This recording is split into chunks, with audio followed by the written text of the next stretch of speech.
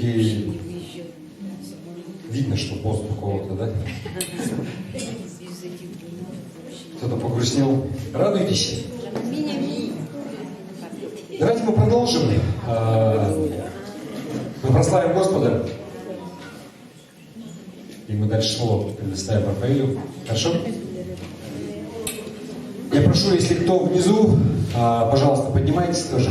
Давайте мы поднимемся на наши ноги. Мы прославим Господа. Каждый день открывает двери Царства Твоего. И когда мы в это верим, нам возможно все. Каждый день все пути открыты, выбирай любой. Дай нам, Боже, благодать выбирать любовь.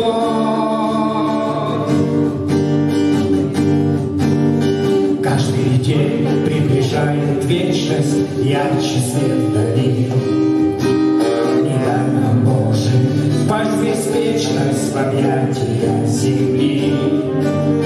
Дай всем сердцем устремиться к вышнему огню и лететь в душе, как птицы, к царству Твоему. Любовь Твоя живет внутри меня. Что Ты творишь, хочу творить и я. Что видишь Ты, что в сердце у Тебя. Пусть открывает нам любовь Твоя. Любовь Твоя живет внутри меня. Что Ты творишь, хочу творить и я. Что видишь Ты, что в сердце у Тебя.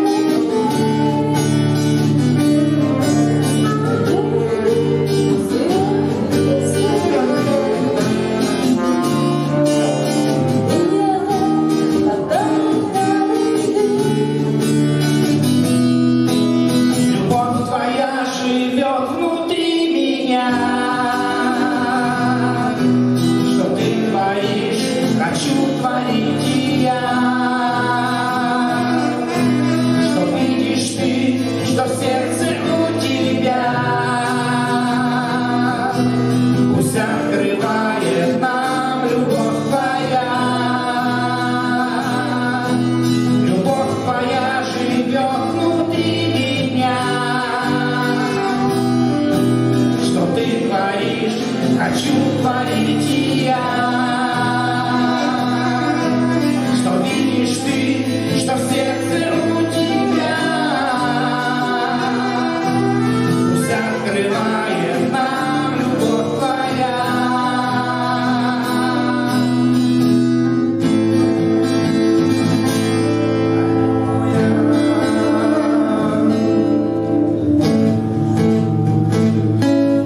О, как прекрасен Ты,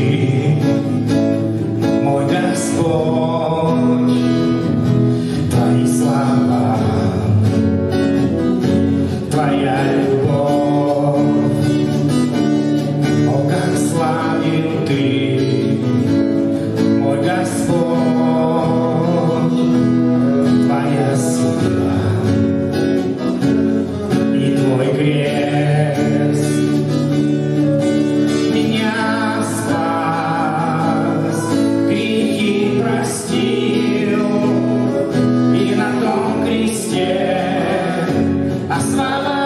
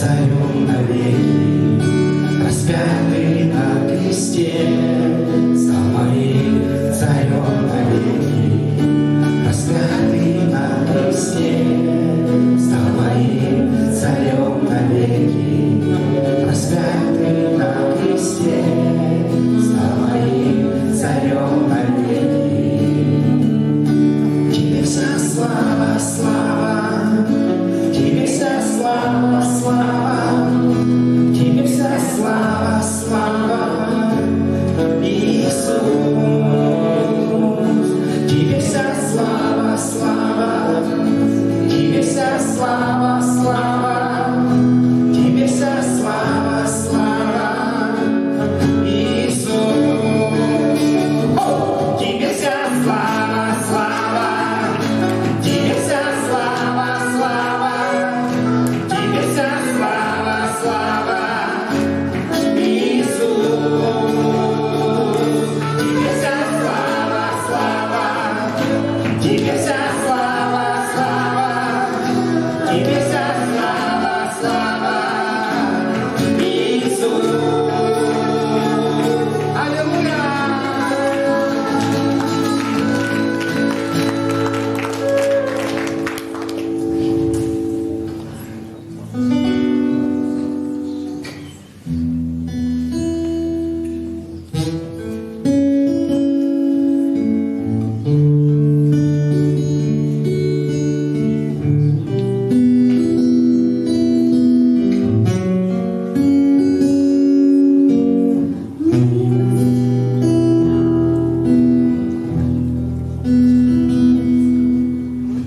Милости Твоей полна вся земля, милости Твоей полна жизнь моя, милость свою Ты превознес над судом, возлюбил меня и вел в свой дом.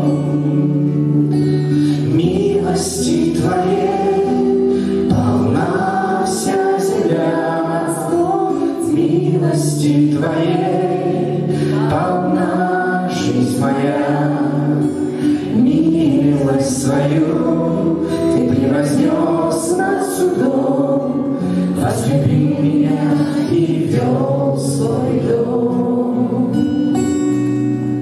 Ты спас меня и оправдал, освободил от вины. Ты спас меня и оправдал, освободил от вины. Благодарю Тебя, благодарю Тебя, благодарю Тебя, благодарю Тебя. Милости Твоей полна вся земля, милости Твоей полна жизнь моя, милость свою Ты превознес над судом, возлюбил меня и вел в свой дом. Милости Твоей полна вся земля, милости Твоей полна жизнь моя, милость свою Ты превознес над судом, возлюбил меня и вел в свой дом. Ты спас меня и оправдал, освободил от вины. Ты спас меня и оправдал, освободил от вины.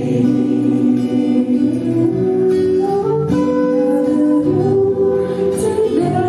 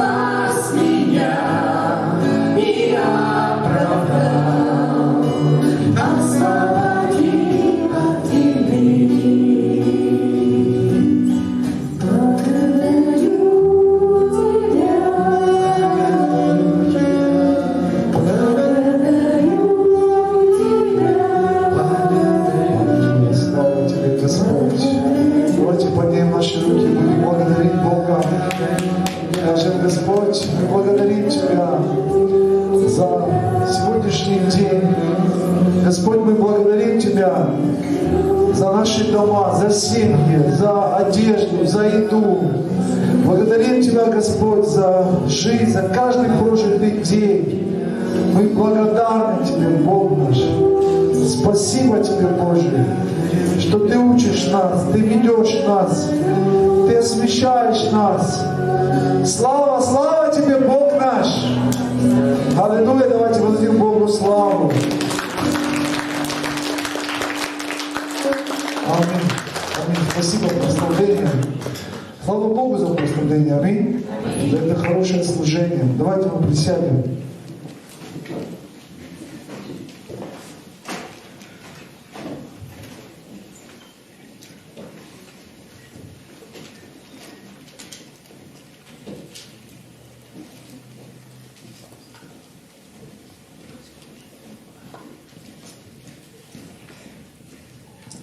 Слава Господу!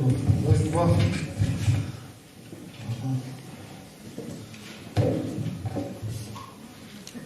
Иисус Господь, аминь.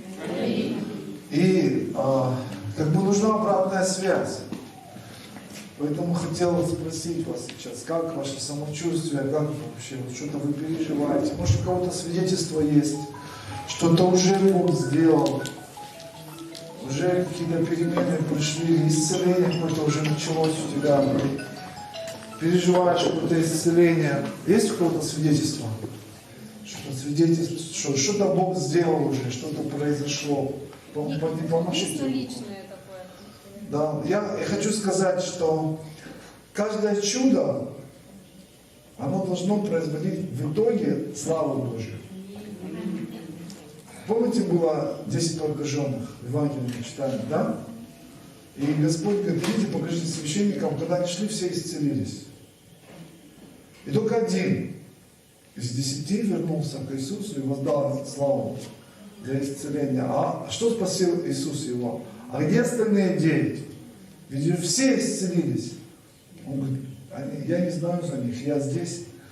И что сказал Господь? Как же они не пришли, чтобы воздать славу Богу? То есть, и дальше он сказал, что дерзай, что вера твоя тебя спасла, они не получили спасения. Они даже, может, потеряли исцеление. Когда мы получаем чудо от Бога, очень важно потом свидетельствовать и прославлять Бога за то, что Он сделал в нашей жизни. Это очень нехорошее отношение, когда человек получает чудо.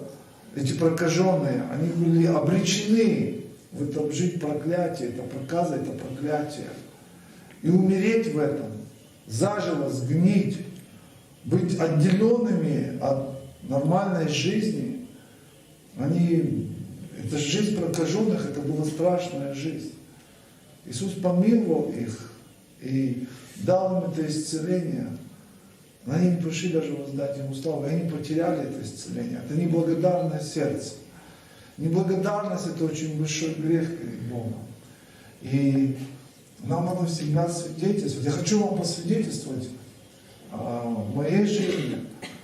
Я пережил много-много исцелений, сверхъестественных исцелений. И вот буквально последнее исцеление, это было где-то в октябре, в ноябре, я уже точно не помню, перед длительным постом. Как раз я готовился на длительный пост ехать в Крым. И это как демоническая атака была. То есть я утром встал, помолился, исполнился благодатью, спустился к семье, там, обнял жену, там, дети, все, поднялся к себе в комнату. И вдруг просто вот, ни с того ни с сего что-то произошло, мне стало плохо. А я чувствую, я умираю. Вот так. Такого никогда со мной не было. Я начал молиться, позвал жену, детей, все стали молиться. Мы где-то около часа молились, ничего не произошло. Но я знаю, как получить исцеление. Я продолжаю молиться. И уже давай вызовем скорую, пусть скорая приедет. Скорая приехала. И знаете, как бывает, когда ты молишься, когда вот в помазании, вот врачи, они к тебе сверхъестественно располагаются. Бог так делает. И они пришли, посмотрели, замерили давление, там сахар в норме, давление в норме, все в норме. Непонятно почему. И они говорят, поехали в больницу. Отвезли меня в больницу, делают КТ головы, КТ легких, все чисто. Знаете, они так расположились ко мне, они со мной там были в больнице, говорят, мы не поедем дальше, вот если тебе здесь не помогут, тебя отвезем в другую больницу. И они там в очереди, как раз это вот ковидное время, там столько людей, и со мной стояли, никуда не уехали. И я когда зашел туда, там врач, который прям говорит, какой ты бледный, прям весь белый. Я реально, а я еду, вот я думаю, сейчас со мной дочка поехала, и мы всю дорогу молились.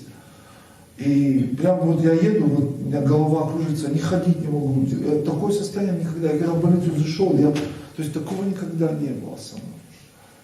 Что-то произошло. И я не знаю, что. И врачи не могут сказать. Везут меня в другую больницу. Там тоже начинают обследование. И знаете, в какой-то момент, а я продолжаю молиться.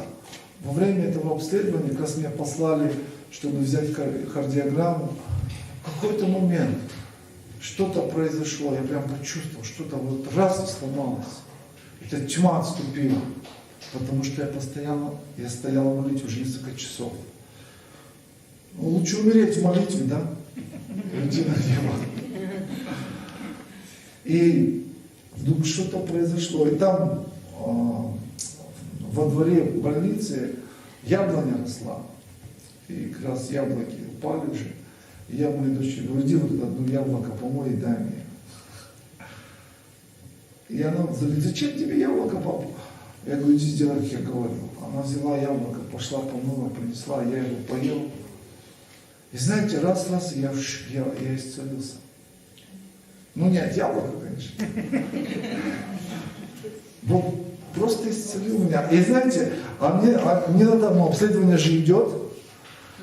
Тут я умирал вообще, тут раз. И я не знаю, что врачам сказать. Они тоже на меня смотрят. Я такой же, то есть, другой уже, знаете. Вот. И они проверяют, все делают, все. Он говорит, я не знаю, что. Ну и врач тоже на меня смотрит в недоумении. И она написала мне лекарства, говорит, вот эти теперь лекарства. И я вышел с больницы, взял этот рецепт, выкинул. Господи! Прям больница за спиной. Ты мой целитель! Аминь. Аминь. То есть, когда приходят такие ситуации, нам надо стоять в вере. Еще одно свидетельство. Это тоже было прямо перед постом, когда я ехал проводить пост. Это был летний пост в Сочи. И прямо перед постом, мы раньше приехали с семьей, чтобы там подготовить место, то что люди приезжают, где-то человек, может быть, 400, 300 человек, и надо было приготовить место, все.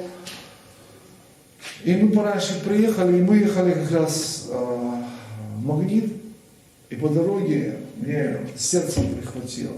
Вообще, сердце, то есть когда оно здоровое, ты вот не чувствуешь его, как оно работает, то есть ты вот лежишь, ты ходишь, ты не чувствуешь. Как только ты начинаешь чувствовать, как работает сердце, это уже звонок, что у тебя проблема там началась. То есть ты должен сердце не чувствовать. А где-то за месяц, за два до этого я стал чувствовать свое сердце. Когда я лежал, прям что-то там происходило, прям боль какая-то. И я понимал, что надо пойти к врачам, как-то откладывал это все. Это неправильно. И вот уже я еду в Магнит, прям перед постом в Сочи, мне прям такая боль. И вот как приступ, у меня такого не было. И я думаю, что делать? Надо где-то врачей, тут чужой город, доехать. И мы приехали в Магнит, и я начал молиться. Я встал в позицию веры. И я знаю, как получить исцеление. Я начал молиться. Я стал молиться, Господь, исцели сердце. Молюсь, ничего не происходит. Еще хуже становится. Я продолжаю молиться. Я не обращаю внимания, что я внутри говорю, я буду молиться до тех пор, пока ты меня не исцелишь. час, 2 часа, 3 часа, я не знаю сколько, но я молитву не закончу, или ты меня исцелишь, или я умру. И пойду к тебе. Аминь. Вот позиция. Я молился долгое время, не помню сколько. Сейчас зашел я в Магнит, там продукты покупала жена. И я зашел в Магнит, я хожу, молюсь. Люди ходят в большой гипермаркет. У вас здесь Магниты есть, да? Большой, огромный гипермаркет. Там все там что-то покупают. Я хожу, молюсь. И в какой-то момент, как огонь на меня сходит с неба. И наполняет всю мою грудную клетку. Прям огонь. Я понимаю, Бог что-то начал делать. И я продолжаю молиться. Это было несколько минут.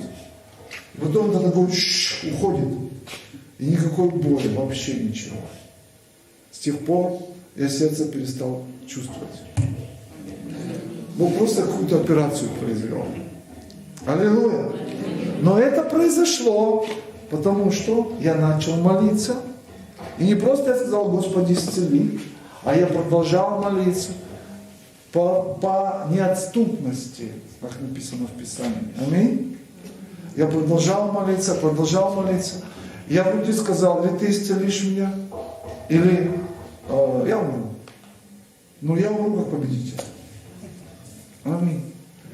И это было чудо. И я до сегодняшнего дня, слава тебе, Господь, Ты дал мне новое сердце. Скажу больше, когда мы получаем сверхъестественное исцеление, чудо в какой-то сфере, там все, Бог, когда исцеляет нас, Он восстанавливает наши органы сверхъестественно лучше, чем они были до болезни. То есть мое сердце, оно стало лучше, чем оно когда-либо было за всю мою жизнь. Вы понимаете, Бог так делает. То есть Он даже не, Он делает его более совершенным, более здоровым, чем оно было до болезни.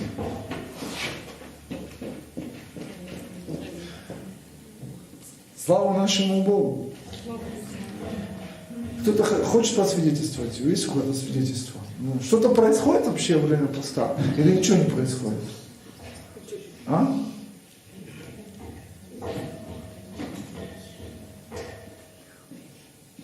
Как зовут? Ну возьми микрофон.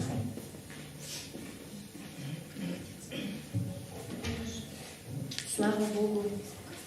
Это такое замечательное время, просто когда пастор объявил, что приедет к нам Рафаэль, я так обрадовалась и начала мысленно, сознательно готовиться к посту. И я получила внутреннее свидетельство, что Господь меня будет сам вести.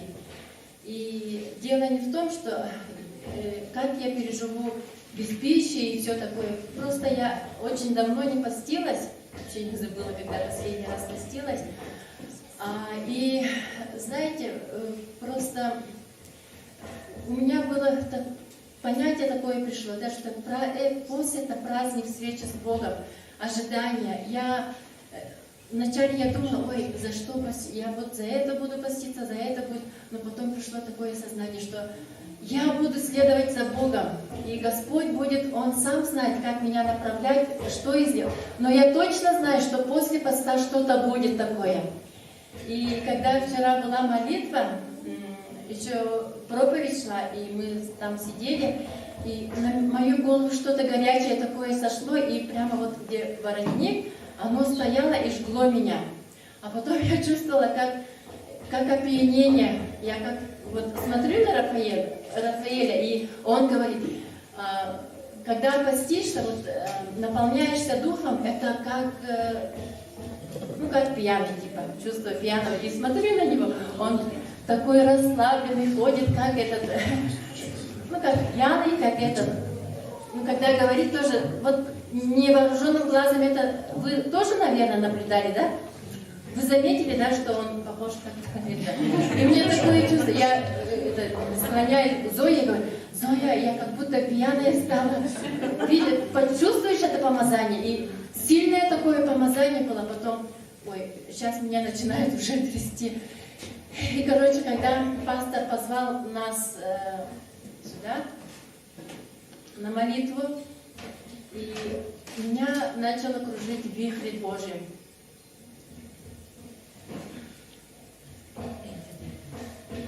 И это начало кружить. Ну и потом, слава Богу, и весь вечер какое-то тепло еще стоит. И вот сейчас я прямо горю, и когда вот до начала собрания я сходила в одно место, потом начала подниматься.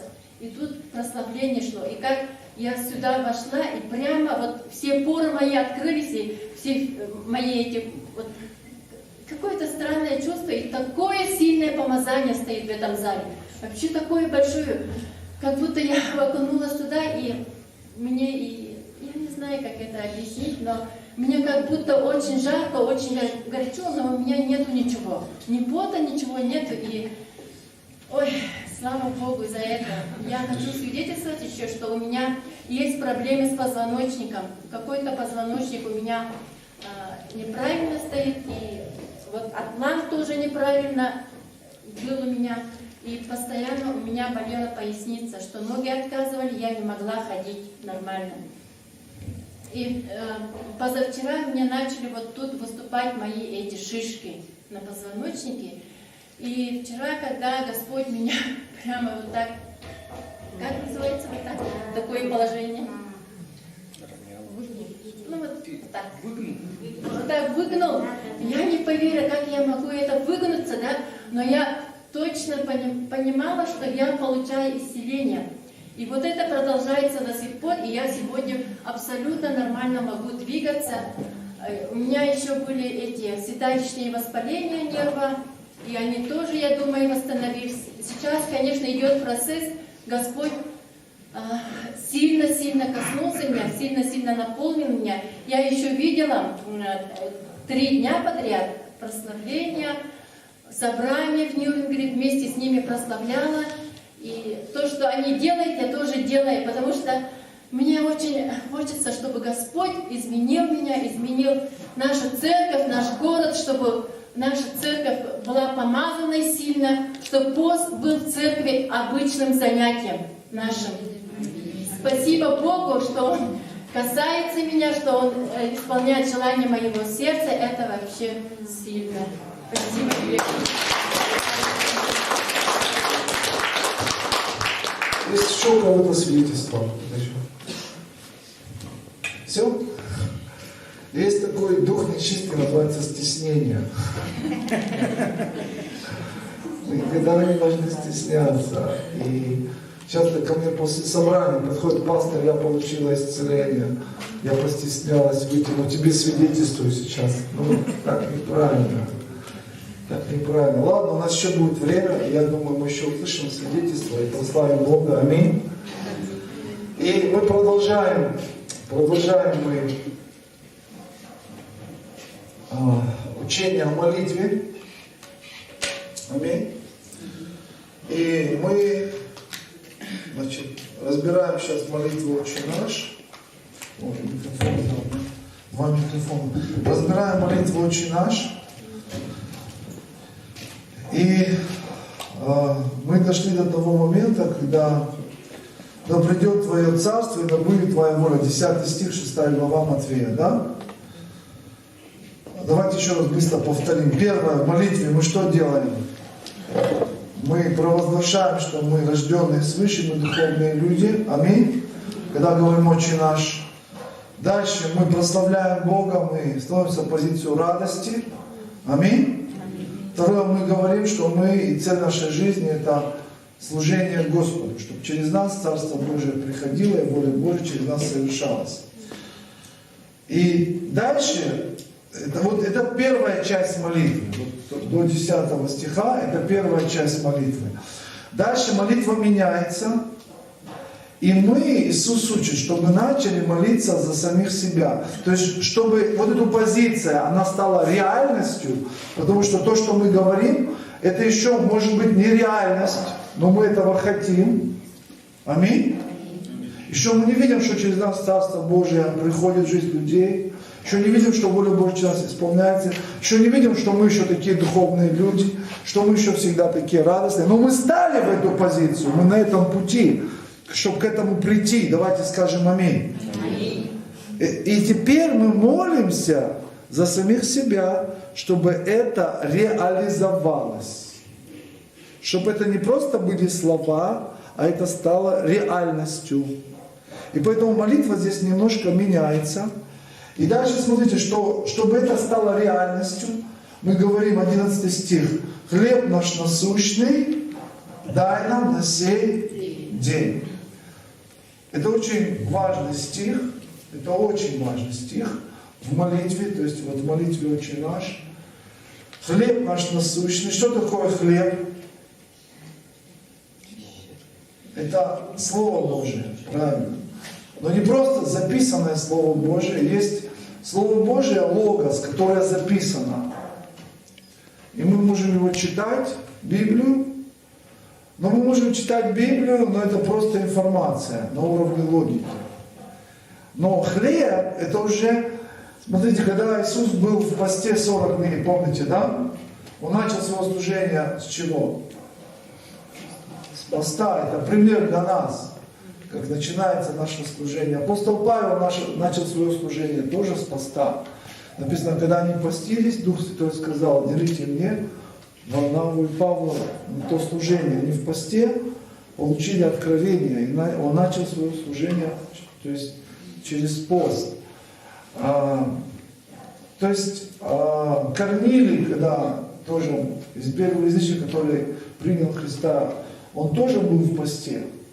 Он постился и пришел к нему ангел. Сказал: Корнилий, услышана молитва твоя. То есть он был в посте в это время. Мы это читаем в Деянии апостолов.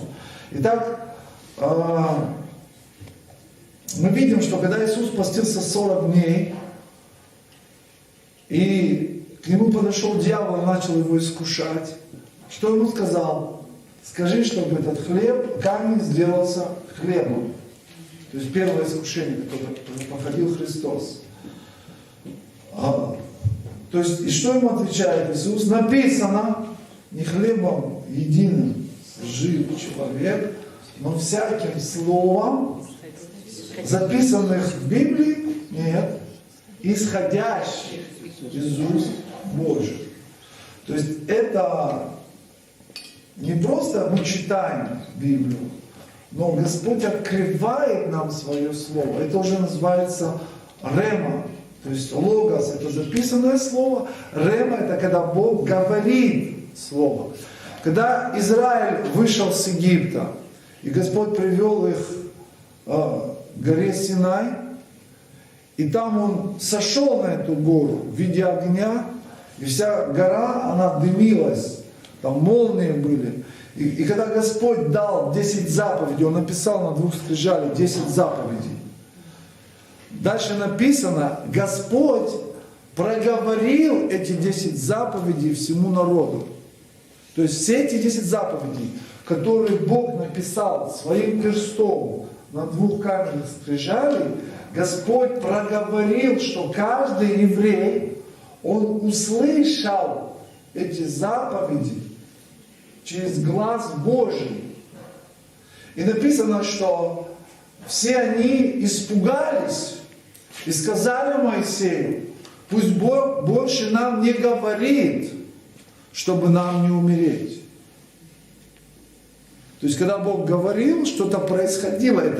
То есть, это не было так, они там слушают, и Бог с ними говорит, они там слушают. То есть, они все упали, скорее всего, на землю, что земля вся, они все говорят, что мы сейчас умрем.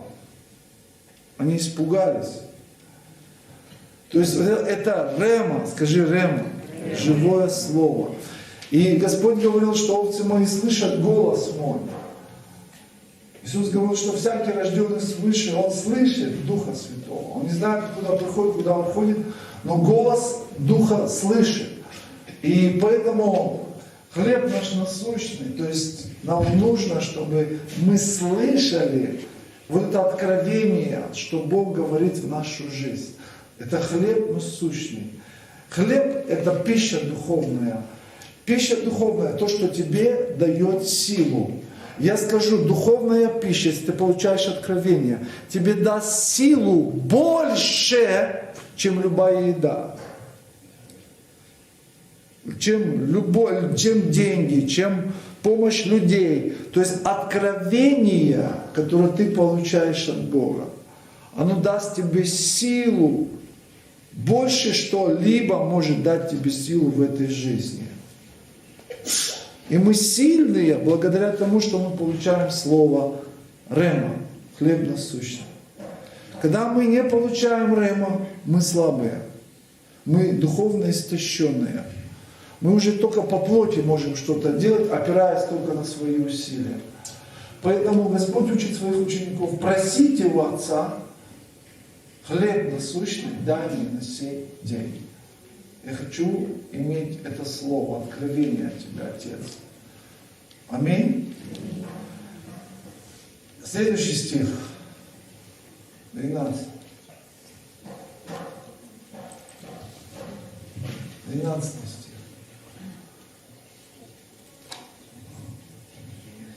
И прости нам долги наши, как и мы прощаем должникам нашим.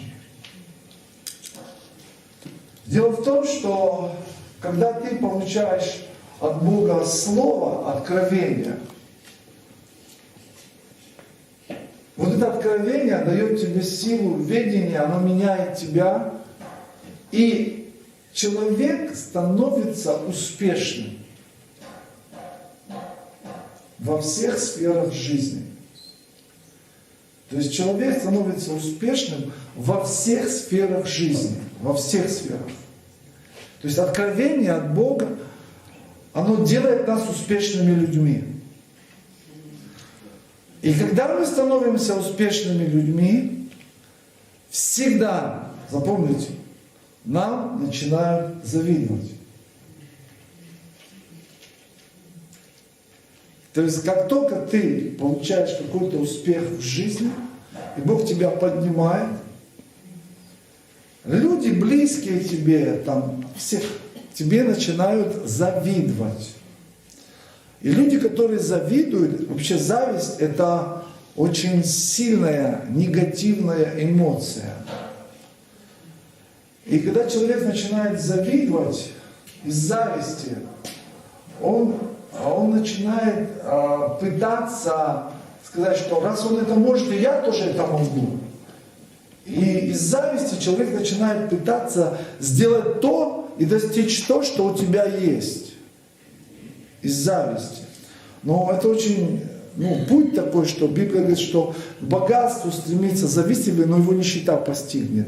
То есть если из зависти человек что-то пытается сделать, то его постигнет большая проблема. Допустим, в церкви сестра, и одна сестра, ей сделал хороший такой парень предложение, а другая ее подруга смотрит и думает: а я тут хуже, что ли? И она начинает из зависти тоже какие-то отношения с кем-то строить, но ее постигнет большая пропасть, что из зависти эта мотивация очень хорошая. Там действуют демоны и бесы. Это очень опасно, что-то делать из зависти. Каин убил своего брата из зависти, что Бог принял жертву, то есть, а его отверг. Христа предали из зависти. И есть, я могу сейчас говорить в Писании, то есть через это действует сатана. И когда нам завидуют, люди, которые нам завидуют, они вначале начинают, что я не глупее, я тоже могу, я это, я то. В итоге у них это не получается. И второй этап зависти, если человек не кается в своей зависти, он начинает противостоять и говорить о тебе плохо. И близкий даже человек, родной человек, родная сестра, она начинает разносить о тебе худую молву, негатив. Они начинают ранить тебя, эти люди, которые тебе завидуют, противостоять тебе. То есть они пытаются То есть унизить тебя. То есть это все приносит раны. И вот здесь вот люди, которые получают успех, Бог благословляет их, они начинают как-то двигаться. Их начинают ранить, и вот здесь наша человеческая реакция, мы также начинаем в ответ противостоять этим людям, и это ловушка сатаны. Это ловушка дьявола. И поэтому следующий пункт, это уже для успешных людей. Людей, которые получили откровение от Бога, они молятся, говорят: Господи, прости. То есть мы прощаем тех, кто нас ранит. То есть когда тебя ранят, когда тебя предают, когда тебе говорят плохо, это нормально. Ты понимаешь или нет? Не завидуют только неудачникам. Но когда ты становишься успешным человеком, обязательно ты с этим столкнешься. Ты столкнешься с непониманием, столкнешься с тем, что это близкие люди, это верующие люди. И это нормально. Фарисеи, книжники завидовали Христу. Написано, они его предали из зависти, потому что за ним толки. Апостолам, когда, помните, апостол Павел проповедовал, весь город собрался, эти иудеи увидели, они позавидовали. И они стали возбуждать народ, чтобы побить камнями апостола Павла. Они стали говорить о нем худую молву. Все то же самое, ничего нет нового. И это мы все будем проходить, это нормально. Ты хочешь быть успешным человеком? Хочешь? Ты что, не хочешь спокойной жизни неудачника? Я вам скажу, я когда пришел к Богу, я был неудачником. Если бы у нас в городе сделали бы конкурс на самого лучшего неудачника, я бы выиграл. Да, я был неудачником, потому что я был под проклятием. Дьявол делает нас неудачниками. Это работа нечистых духов. Я этого не понимал, но я с детства уже был под проклятием. Когда я родился, первое там, я вообще умирал, моя мать говорит, по больницам только. То есть я еле-еле выжил там, что было колдовство сделано, когда я еще был в утробе. И это колдовство начало, вот перешло на меня. Я родился, еле не мог родиться, там целую неделю, там целая история. Всегда был болезненный, слабый. И с детства я помню, где-то раз в месяц, еще в садике я был, я помню это. И всю мою жизнь оно так было, как на меня что-то сходило и начинало давить. Тишина, она начинала меня давить просто. Я боялся в этот момент тишины. Это было демоническое, это дух какой-то бесовский. И он в моей жизни, он просто... И это разрушало всю мою жизнь. И у меня постоянно были неудачи в жизни. Постоянно. Я пытался что-то сделать, что-то и так дальше. Прорвать. Я всегда с этим боролся. Я внутри противостоял этому. Я говорил, нет, я смогу. Но в итоге это не получалось. И я помню, это было прямо перед покаянием. То есть я начал бизнесом заниматься, что-то делать. И уже заработал огромные деньги. Был период, когда я мог купить 5 или 6 квартир. То есть я был вообще молодой, мне 20 лет где-то было. И потом я все полностью потерял. Я разочаровался, я понял внутри, что я сломался. И я полностью был неудачник, я не работал, ничего не делал. У меня внутри даже не было, что что-то я смогу сделать. Мне предлагали что-то, я даже ничего уже не брался. И вот такой я разбитый пришел ко Христу. И Христос принял меня. Аллилуйя. Ты даже можешь иметь много денег, положения, но ты можешь быть неудачником. Знаете, есть послание одного человека. Он сидел на золотом унитазе. Унитаз из чистого золота. И он в камеру говорит, что я сегодня очень богатый человек. Все, о чем я мечтал, я сегодня это имею. У меня счета в банке, у меня огромные финансы, вот даже золотой унитаз. У меня все там, ручки из золота, все есть. И он говорит, и я неудачник. Моя жена спит с моим шофером. Мои дети наркоманы. Все, что им нужно от меня, это только деньги. Я никому не нужен. Просто все меня используют. И он берет пистолет и застреливается в камеру. И уходит, естественно, в ад. Я скажу, без Христа мы все неудачники. Дьявол может временно дать какой-то успех человеку. И Библия говорит, нечестивые, они могут иметь успех. Какие-то люди, они имеют какой-то успех временный. Но мы без Христа все неудачники. Не слышите или нет? И когда мы приходим ко Христу, Он делает нас новыми людьми. Когда мы получаем хлеб насущный, скажи, хлеб насущный. Вот именно откровение, оно нас меняет. Оно нас преобразовывает в новое творение. И оно поднимает нас. И ведет нас в успех. Аллилуйя! Ведет нас в успех. И потом ты приходишь и говоришь, Бог меня так благословил, Бог мне дал новую машину. А тот человек улыбается, аллилуйя, а сердце его не аллилуйя. Ты говоришь, Бог благословил меня, я познакомился, там у меня такие отношения с кем-то, где с подругой делится, так аллилуйя, а сердце ее не аллилуйя. Ты говоришь, Бог благословил меня работать такой.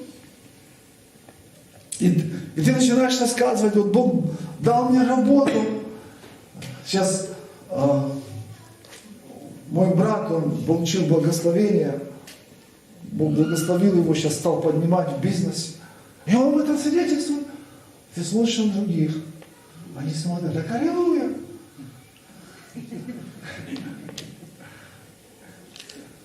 И кто-то начинает завидовать.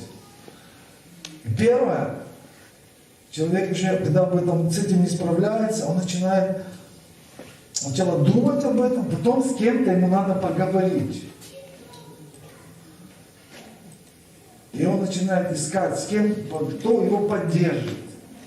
Он начинает говорить, ты знаешь за этого брата что-то тут плохое. А там начинает, ты что говоришь? Это ты не от Бога говоришь, что осуждаешь? Я не хочу в этом участвовать. Тебе за это покаяться надо. Это не мой собеседник. Знаете, как алкоголика сдалека видит. Один алкоголик он рассказывал, я, говорит, когда хотел выпить, а денег не было. Я, говорит, так выходил на улицу, просто шел. И вот толпа людей. И говорит, я смотрю вот так вот, и со всей толпы я раз вижу человека. И он тоже вышел, и он видит меня. В другой район города вообще зашел.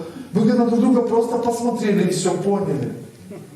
Мы подошли друг к другу, поздоровались, как дела. Товарищи по несчастью. Нашли друг друга. И говорит, что-то стоим. Но говорит, и мы знаем, что сейчас вот, дьявол нам даст выпить где. Говорит, смотрим, идет спонсор. И говорит, идем, где-то раз нашли. Вся радость, что бутылку могли купить. Третьим будешь или еще кем будешь, я не знаю. То есть, такие люди видят друг друга, они начинают осуждать, говорить, делиться. Потом этого мало, дальше. И это доходит до тебя. Это больно, когда тебя предают. Когда тебе начинают говорить плохо. Критиковать тебя начинают. Твой успех, который Бог тебе дал, начинают критиковать. Знаете, я вам хочу сказать, если успех, который критикуют, твой успех, который критикуют другие, этот бы успех был у них, они бы тоже его так критиковали. Я слышал, один проповедник критиковал. Потому что другой проповедник молился, и там золотые пломбы появлялись. И он говорит, что это такое? Что Бог не может нормальные зубы исцелить и сделать пломбу такую вот, не золотую, а вот такую? Это вообще неправильно. И так он говорил это все. И люди там, аминь, да. И критиковал. Я думал, Господи, а если у него завтра этот дар появится? И он начнет молиться, золотые пломбы появляются. Он тоже там мне что-то говорил. И он все говорит, это от Бога. Поэтому я хочу сказать, братья и сестры, хлеб насущный, откровение, это очень ценно для нас. Если мы хотим перемен в жизни, нам нужно откровение. Пока откровение ты не получишь, никаких перемен не будет. Когда-то мне Бог дал откровение о посте, и все поменялось. Бог дает откровение в разной сфере, об исцелении, откровение в личную жизнь, откровение в служении. Без откровения. Это хлеб какой? Насущный. То есть это вопрос смерти и жизни по-другому. То есть хлеб насущный, это не просто вот ты поел, а это вопрос, что если ты не поешь, ты умрешь. То есть это вопрос, не просто, что ты останешься голодным, если ты не поешь, а ты умрешь. Вот Иисус говорит, дай мне хлеб какой? Насущный. То есть вопрос жизни и смерти. На сей день. И дальше следующий пункт. 12 стих. Обратно, можно 12 стих. И дальше мы сразу же молимся. Прости нам грехи наши, как мы прощаем совершившим против нас. То есть мы готовы прощать. Скажи, я готов прощать. Любое предательство. То есть мы уже готовим себя, мы прощаем. И вот эти люди, которые получают откровение, становятся успешными, и потом против них поднимается обязательно буря, негатив, критика, осуждение. Сколько таких сегодня верующих? Они зажглись с Богом, Бог стал говорить к ним.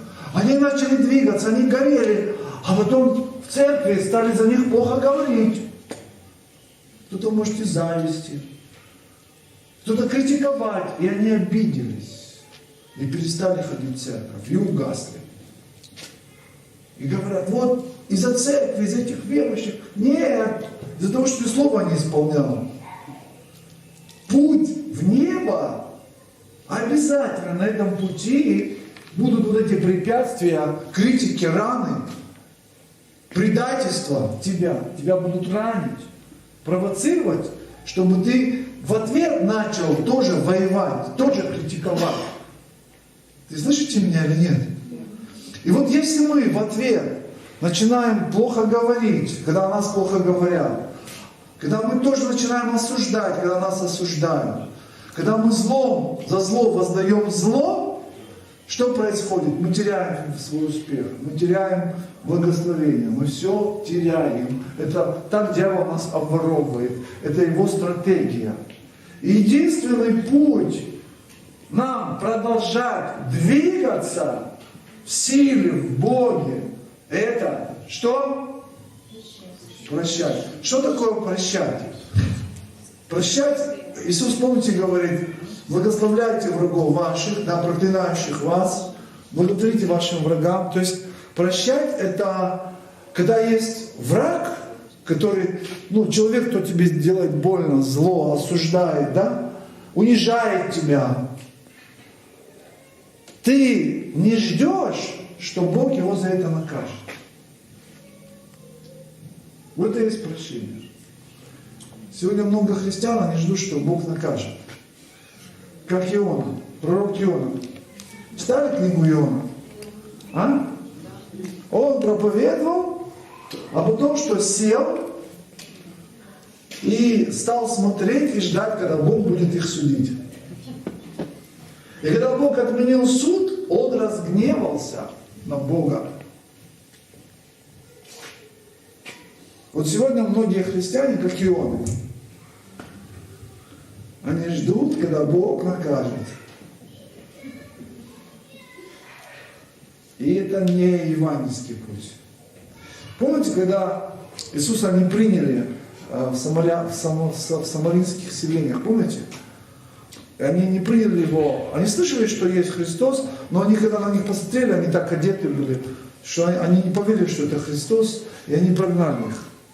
Что сказал Петр? Давай, Господи, скажем, чтобы на них огонь сошел. Помните, да? И что Иисус говорит? Ни в коем случае. Вы не того духа. Мы не будем мстить за себя. Мы даем все это в Божьи руки. Аминь. Поэтому прощение, это ты освобождаешься от вот этого всего.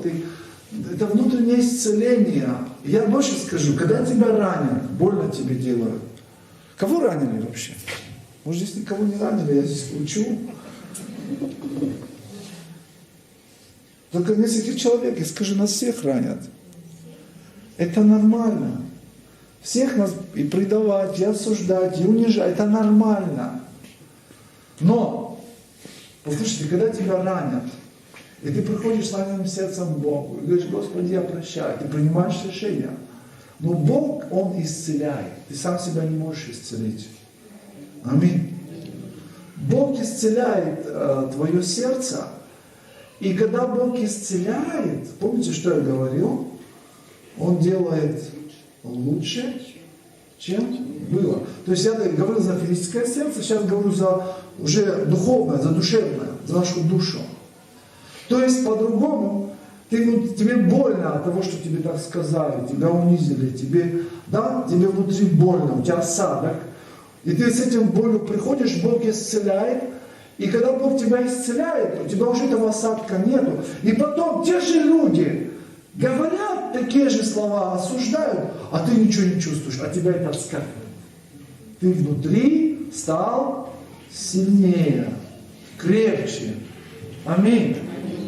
Вот оно, как Бог нас совершенствует. То есть Бог позволяет, чтобы нас ранили, чтобы нас предавали. И потом мы приходили к Нему, и Он нас исцеляет, и уже мы становимся сильнее. И потом ты смотришь, та же самая ситуация, то же самое, а тебя это никак не касается. Ты вырос, скажи, вырос. Стал сильнее. Знаешь, от тебя отскакивает просто это все. Аллилуйя! Давайте Богу дадим славу. Поэтому написано, прости нам долги наши, как мы прощаем. То есть это благодаря чему мы можем дальше двигаться в нашем успехе, в Боге, который мы получаем. Иисус всегда нас ведет. И Он ведет нас в успех. Вот запомните, братья и сестры, Иисус не ведет нас в неудачу. Он ведет нас в успех. И только Он может привести нас в успех. Он сказал, я пришел, чтобы дать жизнь, и жизнь с избытком. И Он сказал, я пришел, чтобы дать что? Жизнь. Не существование. Многие люди просто существуют. Они не живут. Они не радуются жизни. Они в отчаянии. Многие говорят, лучше бы я умер. Я уже не хочу так жить, потому что он не живет, он существует. Он выживает. Но Господь сказал, я пришел, чтобы дать жизнь. Чтобы наполнить тебя красками. Чтобы ты расцвел в моих руках. Библия говорит, вы Его творение. Скажи, творение. Каждый из нас, он создается Богом как творение, как шедевр. Это слово, оно означает не просто творение, а это как слово поэма. Когда человек пишет поэму, которая красивая, вот каждый из нас является Божьей поэмой, шедевром. Дьявол делает так, чтобы мы существовали, он унижает, он это все рушит. Он говорит, ты никто, ты ничто, ты не состоялся, не состоишься. Вор приходит украсть, убить и погубить. Иисус говорит, а я пришел, чтобы вам дать жизнь и жизнь с избытком. Сегодня многие люди в этом мире, они существуют, но они лучше существуют, чем другие существуют. И они это называют успехом. Понимаете или нет? Без Христа никто не может иметь жизнь, настоящую жизнь, свободе. Только Он дает настоящую радость. Люди мирские, они смотрят на других и говорят, да, мы существуем, но мы лучше существуем, чем те. И это называется успех у них. Лучше существовать, чем другие. Живут в страхе, живут там в ужасе, в обмане, в грехах. Знают, что завтра их поймают. Знают, что скоро это закончится. Что это все временно. Что уже меч занесен. Делают еще грехи, чтобы как-то это продлить.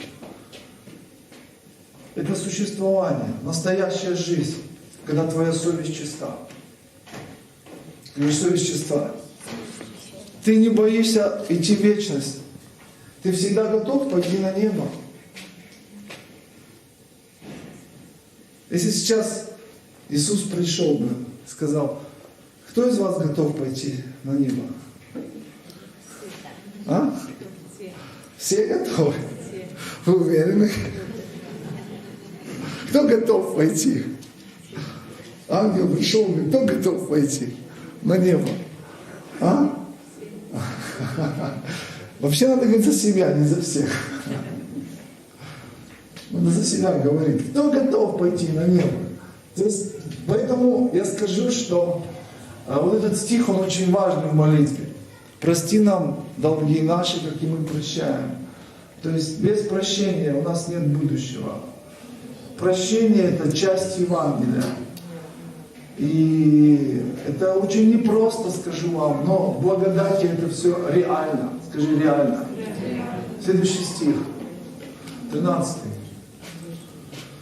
«И не веди нас в искушение, но избавь нас от лукавого». Это конец молитвы. И в конце молитвы, вообще всегда в конце заключения говорят самое важное. В конце делается итог и говорится самое важное. И вот послушайте внимательно. Когда мы молимся, когда мы приходим к Богу, когда мы предстоим пред Отцом, закрываем глаза, мы ищем Его лица, потому что мы Его любим, мы соприкасаемся с Богом, с небом, в итоге, вот оно, не веди нас в искушение, но избавь, а я когда молюсь, говорю, Господи, избавь, избавь, чтобы Господь избавил нас от лукавого. Аминь. То есть по-другому, лукавый, то есть дьявол, он посылается, вот бесы, демоны, они посылаются против нас. Против каждого из нас посылаются определенные бесы, демоны, чтобы нас разрушать, чтобы нас остановить, чтобы нам не дать двигаться в духе, чтобы мы не молились, чтобы мы не исполняли Слово Бога, чтобы у нас украсть призвание, потом наше спасение, наши отношения с Богом. Вот против каждого из нас посылают эти нечистые духи.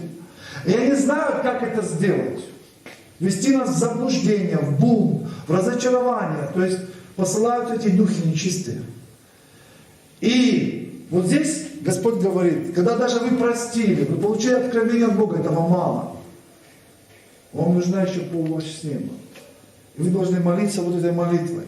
Не веди в искушение. То есть мы не должны войти в искушение, а мы все проходим искушение греха. То есть мы проходим искушение, чтобы перестать ходить на собрание. Ты обиделся там, что-то на кого-то, еще что-то.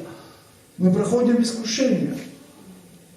Но чтобы пройти это искушение, а не войти в это искушение. Чтобы это искушение тобой не завладело. Вот это искушение похоти. То есть пройти это искушение. Мы говорим, Господи, не веди нас в искушение, но избавь нас от лукавого. Давайте скажем, не веди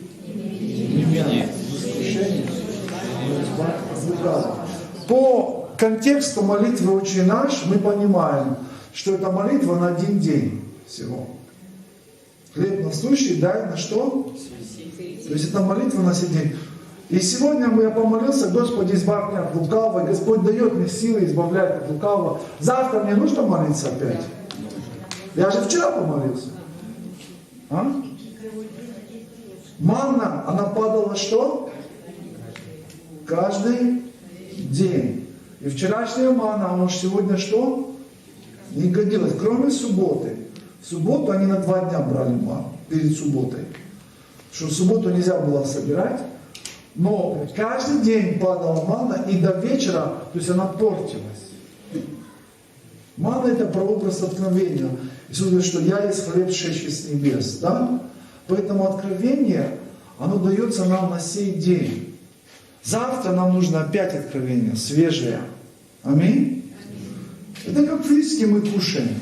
Ты покушал, но опять ты голодный.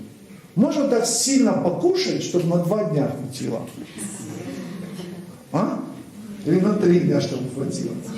Кто-то перед постом, как хорошенько начинает кушать. До 12 часов пост уже начинается, до 12 можно.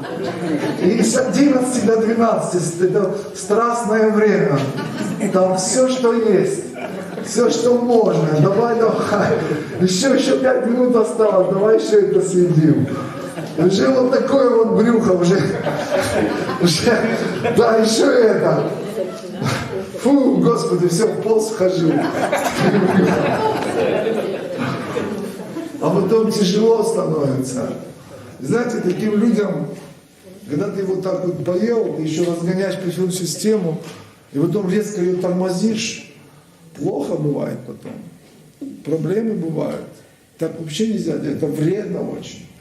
Что во время поста эта пища потом стоит в пищеварительной системе, она не выходит из нас. Она начинает гнить, и токсины начинают печень разрушать. Поэтому я говорю, перед постом всегда уже не ужин, это точно. А в этот день вообще старайся просто соки попить, и вот такое легкое что-то. Чтобы потом завтра войти в пост, и твой кишечник он не был заполнен этой едой. Она стоит, потому что когда мы постимся, мы в МЖО по большому не ходим. Все останавливается. И это начинает гнить. И потом организм начинает консервировать это все. И много сил организма уходит в то, чтобы это консервировать. И вместо того, чтобы эти силы, они работали на исцеление нашего организма. То есть мы сами себе проблему делаем. И я даже часто вот готовлюсь к посту, я там день бываю на фруктах, потом на соках. И со мной там брат говорит, я первый раз так вообще.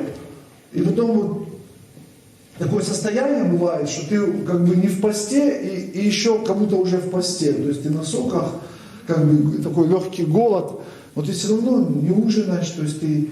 И потом ты легко в пост входишь. Твой кишечник чистый.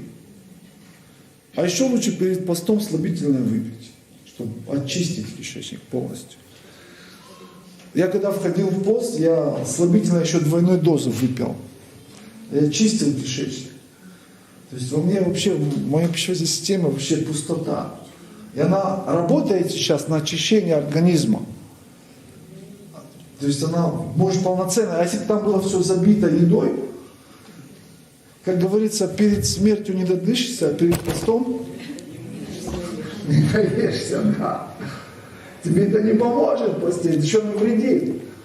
Поэтому нельзя наесться на несколько дней, завтра мы опять должны кушать, да?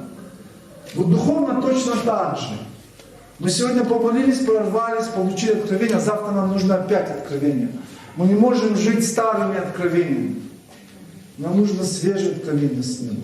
Аминь. Чтобы Бог... И у Господа есть для нас на каждый день хлеб насущный. Скажи, у моего Отца для меня есть хлеб насущный на каждый день. Его Слово, когда Он говорит в твое сердце.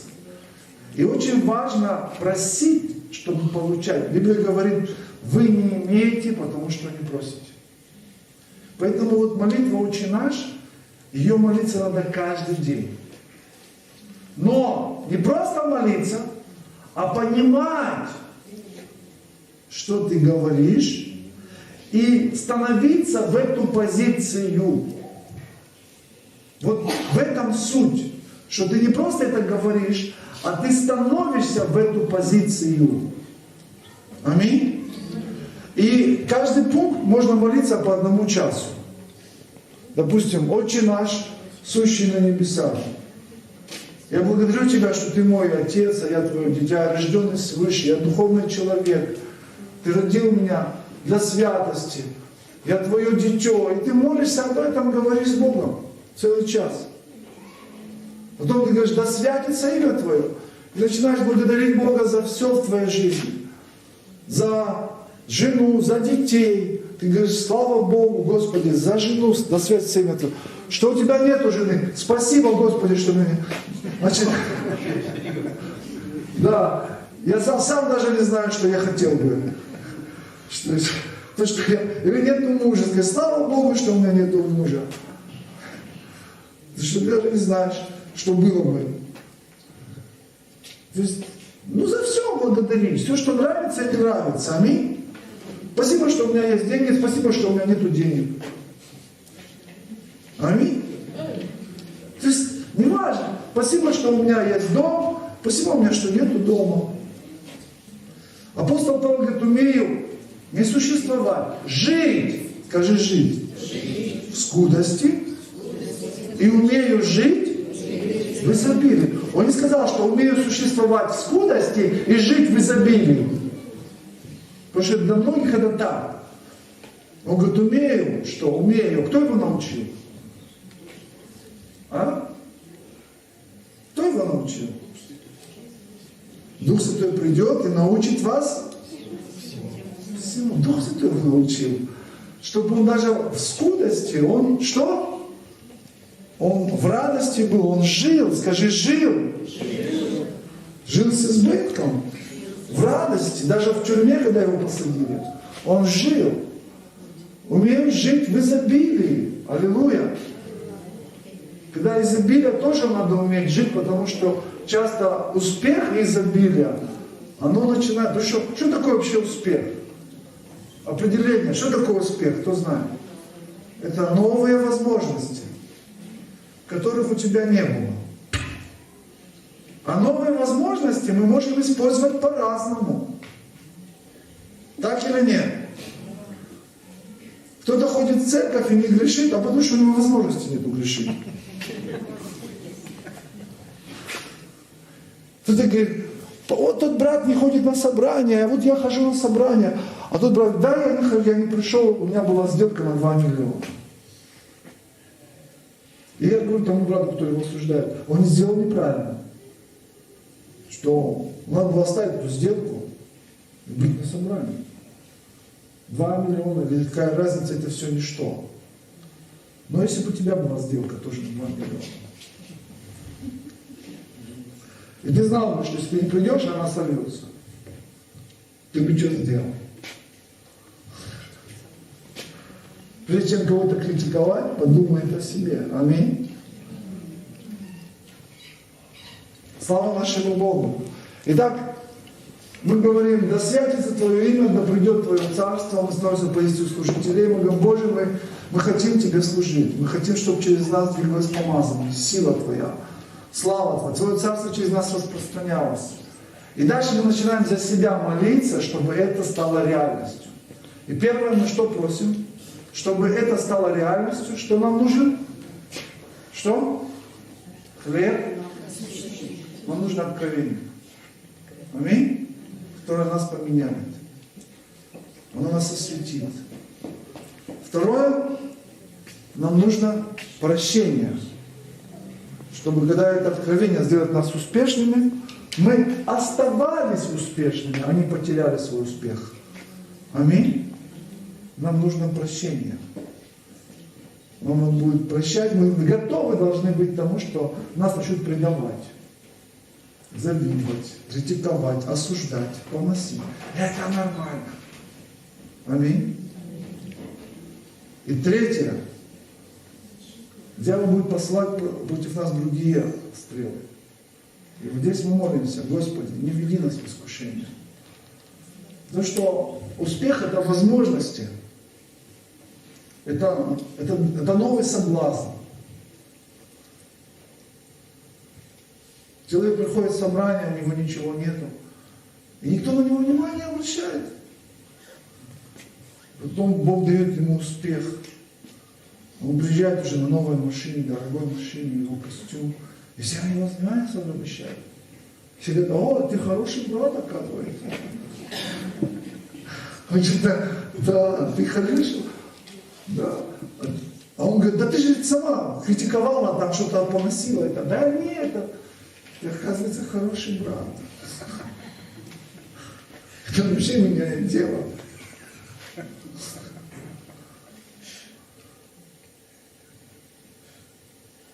И это новые возможности. И у нас одна сестра ходила в церковь. Они в проблемах, в нищете. Там, ну все. И потом так получилось, просто, можно сказать, на голову несколько миллионов. Так раз она получила. Там что-то произошло, и так дальше она получила просто от государства. И смотрю, ее нет в собрании. Пропала. И я ее встречаю, смотрю, она так приоделась, такая вся, прическа, там все креативно, вся такая дама, все. Я говорю: что ты на собрание ходишь? Она говорит: да знаешь, столько дел, нету времени. Я говорю: у тебя для Бога нету времени. Да, ты знаешь, там, туда надо, ну теперь отдыхать хочу поехать, это, туда, меня туда зовут, сюда. Успешная стала. Я говорю: Господи, Иуда за 30 сельников тебя променяла. Она променяла за вот это. Поймите, успех он хорошо, но успех может нас увести. Это новое искушение в нашей жизни. Я говорю одному брату, бизнесмен, верующий. Пришел в церковь, вообще был никто. Бог стал поднимать его, он стал успешным бизнесменом. Я ему говорю: тебе надо простить того брата. Мы с ним разговариваем. Он говорит: пастор, ты, говорит, не понимаешь, это вопрос нескольких миллионов. То есть простить — это значит просто несколько миллионов. Я говорю: ну и что? Ну и что несколько миллионов? То есть это вопрос твоей жизни и смерти. Мы с ним молились все, и он говорит: я прощаю.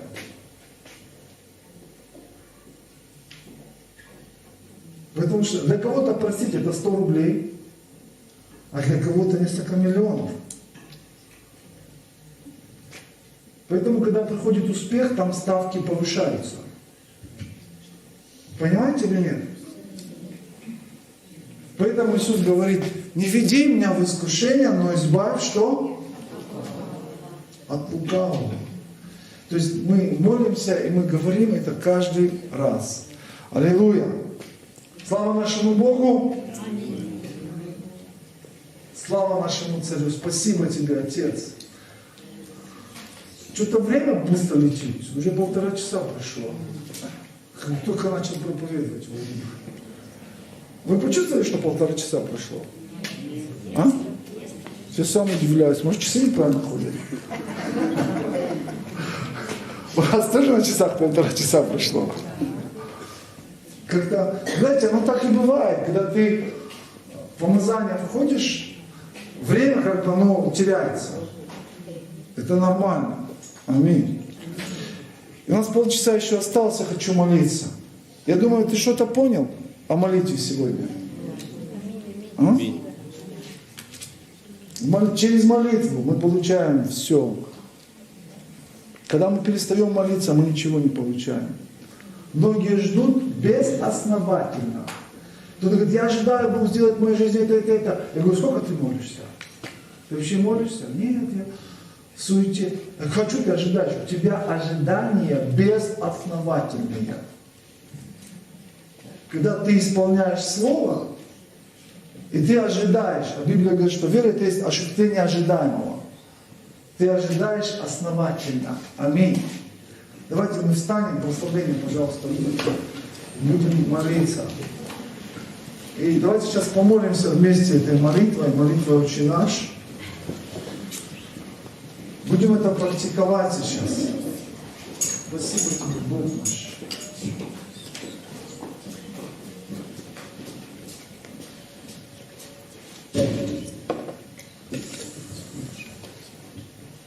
Аллилуйя, Иисус. Давайте закроем наши глаза. И закроем все двери. Аминь. В мыслях все внутри закроемся, просто ставим. Будем искать только Бога сейчас, только Его лица. Сконцентрируем все свое внимание только на Нем, на нашем Небесном Отце. Аллилуйя. Господь, мы благодарим Тебя, благодарим Тебя. Спасибо Тебе, Боже. Можете в поклонении взять такой псалом. За Твою благодать. Спасибо Тебе, Отец, что Ты ведешь нас в этом посте, и Ты меняешь нас. Спасибо, что Ты говоришь в наши сердца.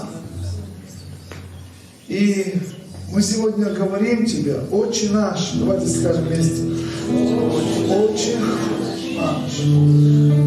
Господь, мы есть дети Твои. Мы рожденные от Тебя. Скажи громко, я рожденный от Тебя. Я духовный человек. Ты являешься отцом моего духа. Не моей плоти, моего духа. Я духовный человек. И дал Ты мне все способности. И дал мне духовные дары. И дал мне способность слышать голос Твой. И дал способность быть служителем Нового Завета. Ты вложил в меня великий потенциал. Потому что я рожденный от Тебя. Во мне великий потенциал. И он должен высвободиться. Благослови меня, Отец. Отче наш, сущий, да святится имя Твое. Мы говорим, Боже, мы славим Тебя. Мы отрекаемся от всякого огорчения. Во имя Иисуса. И мы принимаем решение радоваться, быть на позитиве, быть светлыми людьми, излучать Твою радость, позитив. Благослови нас, Отец. Мы славим Тебя. Мы благодарим Тебя каждый прожитый день. Мы благодарим Тебя за еду, за одежду.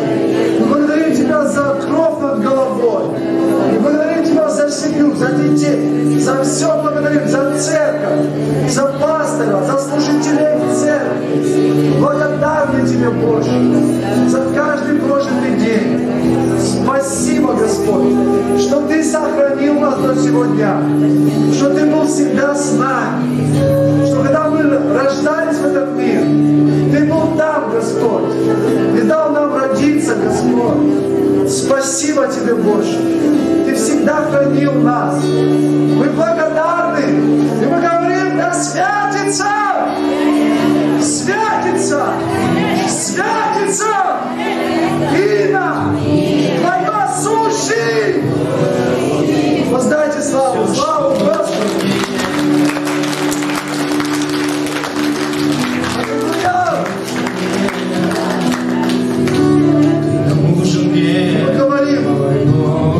Да придет Царствие Твое, да будет воля Твоя, Господь, через меня. Вот я, Господь, употреби меня, спасай через меня людей, через меня распространяй Твое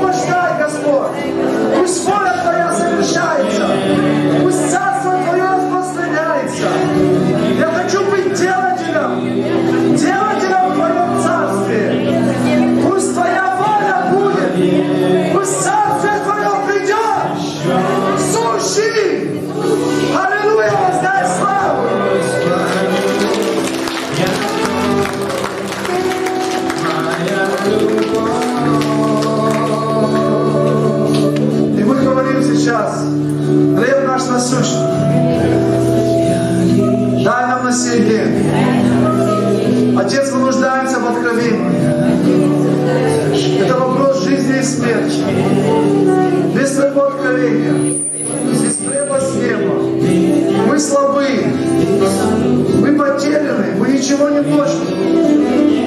Дай нам хлеб. Отец, дай нам хлеб. Отец наш, дай нам хлеб. Нам нужен хлеб, Отец. Мы просим откровения, ведения Твоего. Во имя Иисуса, живое Слово, говори в наши сердца. Мы хотим слышать Твой голос, Твой глаз, Слово Рема. Пусть оно открывается нам. Дай нам любовь к Твоему Слову в Библии, чтобы мы читали Библию. Боже, прости нас, когда мы каждый день не читали Библию, когда мы не искали этого хлеба в Писании. Прости нас, Боже, во имя Иисуса. Господь, мы принимаем решение. Будем каждый день читать Библию, Слово Твое. И мы говорим, хлеб наш насущный, дай нам на сей день. Мы просим Тебя, Отец, когда мы будем читать Библию, чтобы Ты говорил нам через Писание. Благослови нас.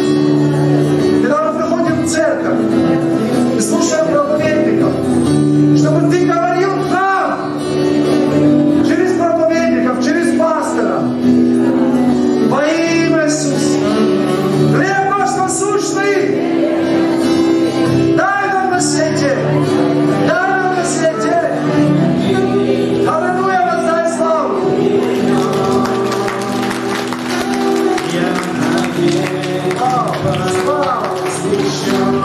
Слава, слава, слава.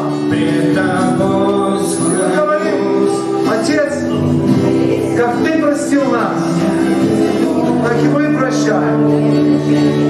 Всех, кто сделали нам зло, все, кто нас плохо говорят, все, кто нас не любят, все, кто нас унижает, мы благословляем, мы любим, мы прощаем.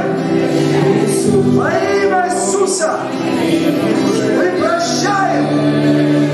Во имя Иисуса. Аллилуйя. Воздай Богу славу.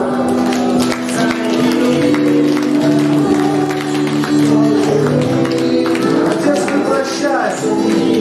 Мы прощаем во имя Иисуса. Мы благословляем врагов наших. Благослови имена, если у тебя есть враги.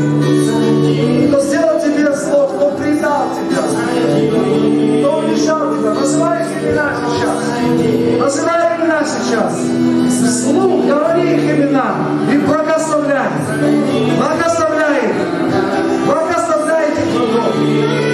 Во имя Иисуса, если они живы, если они умерли, просто говори, я прощаю этих людей. Если они ушли из жизни, скажи, я прощаю этих людей. Во имя Иисуса Христа. Слава Тебе. О, Шикира, Махадара, Сакара, Сакара, Аллилуйя. Отец, мы молимся. Не веди нас в искушение. Отец, мы молимся, не веди нас в искушение. Давайте громко это скажем. Не веди нас в искушение. Искушение есть в нашей жизни. Но мы просим, дай нам пройти это в победе. И избавь. И избавь. И избавь. И избавь. Избавь нас от лукавого. Отец, избавь нас от лукавого.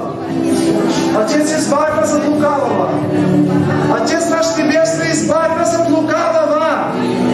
Скажи громко. Кричи сейчас на небо. Скажи, Отец Небесный, избавь нас от лукавого. Воздай Богу славу.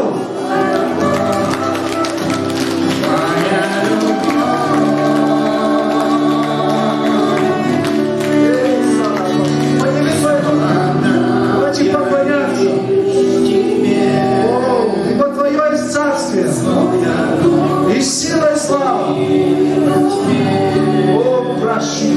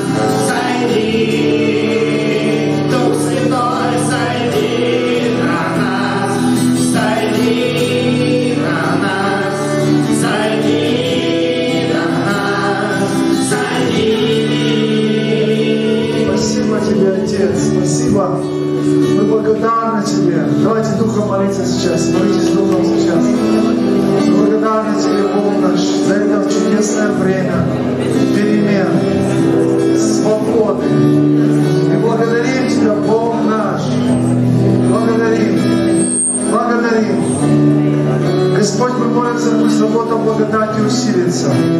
Призываем огонь Твой. Господь, пусть огонь Твой приходит сейчас. Огонь приходит. Огонь Твой приходит на наши жизни. Пусть всякая тьма рассеивается. Во имя Иисуса. Господь, мы молимся, всякая болезнь и немощь пусть уходит из нашего тела. Боже, дай решение всякому обстоятельству, всякой ситуации. Пусть от Тебя придет ответ и решение во всех сферах нашей жизни, в нашей личной жизни, в наших финансах, в нашем здоровье. Дай нам ответы, Господь. Дай нам решение, дай нам силу, дай нам мудрость. Во имя Иисуса мы молимся и просим Тебя, сущий на небесах. Мы ходатайствуем. Боже, пусть приходит исцеление и свобода. Аллилуйя. Спасибо Тебе. Если у тебя сейчас что-то болит, возложи руки сейчас на это место. Если у тебя голова болит, возложи руки на голову. Если у тебя что-то, ноги болят, возложи руки на ноги. Если у тебя сердце болит, возложи руки на сердце. Если у тебя печень болит, возложи на то место, что у тебя болит сейчас. Отец, я молюсь сейчас во имя Господа Иисуса Христа. Я ходатайствую, пусть Твоя сила и Твое помазание, оно истекает сейчас в то место, где, Боже, есть болезнь. И больные органы, я говорю вам, исцеляйте именем Иисуса. Я говорю, больные органы восстанавливаются во имя Иисуса Христа. Я говорю во имя Иисуса, всякий нечистый дух, дух болезни и немощи, дух проклятия, ты изгоняешься сейчас из этого собрания. Во имя Иисуса, ты изгоняешься во имя Иисуса. Всякая болезнь ты изгоняешься, всякое проклятие ты изгоняешься, всякая боль ты изгоняешься. Во имя Иисуса, во имя Иисуса, тебе нету больше места. Тела, мы изгоняем тебя именем Иисуса. Ты изгоняешься прочь, ты изгоняешься. Всякая болезнь, всякая немощь. Во имя Иисуса, во имя Иисуса, во имя Иисуса.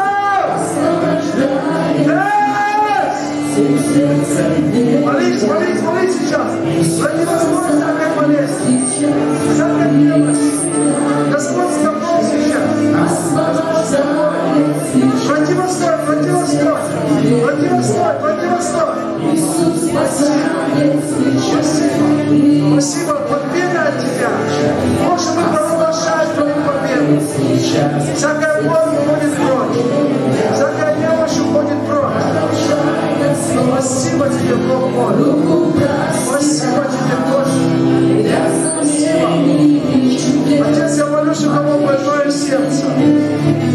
Пусть Твоя рука руку простирает.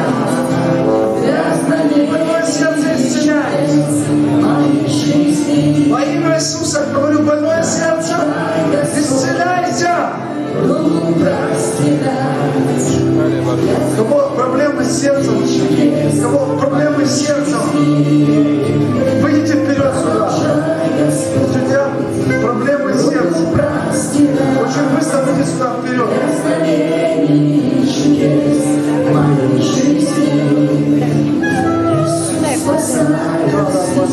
Лицом в зал. Где